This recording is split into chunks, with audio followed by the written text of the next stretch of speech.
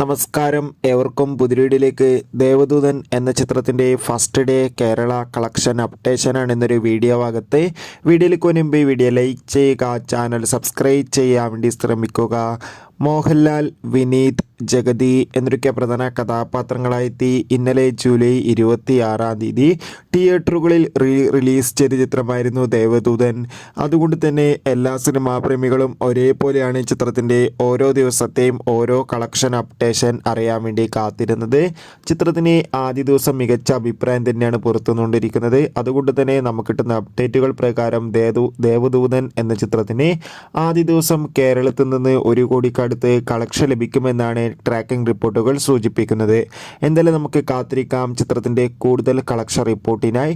ദേവദൂതൻ എന്ന ചിത്രം കണ്ടവരുടെ അഭിപ്രായം തീർച്ചയായും കമൻറ്റ് ബോക്സിൽ രേഖപ്പെടുത്തുക. ജൂലൈ ഓഗസ്റ്റ് മാസം ധാരാളം ചിത്രങ്ങൾ OTT റിലീസ് ചെയ്യുന്നു.